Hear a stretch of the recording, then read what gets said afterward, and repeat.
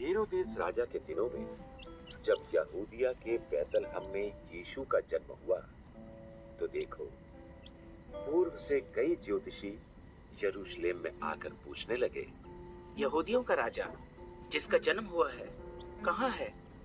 क्योंकि हमने पूरब में उसका तारा देखा है और उसको प्रणाम करने आए हैं। ये सुनकर हेरोदेस राजा और उसके साथ सारा यरूशलेम घबरा गया और उसने लोगों के सब महायाजकों और शास्त्रियों को इकट्ठा करके उनसे पूछा, मसीह का जन्म कहाँ होना चाहिए?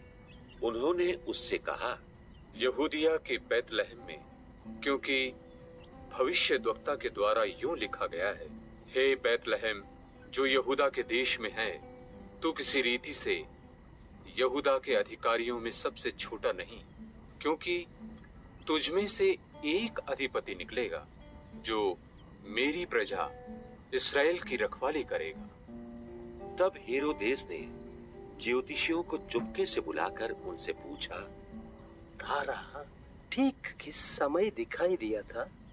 और उसने ये कहकर उन्हें बैतलहम भेजा कि जाकर उस बालक के विषय में ठीक ठीक मालूम करो, और जब वो मिल जाए तो मुझे समाचार दो कि मैं भी आकर उसको प्रणाम करूं।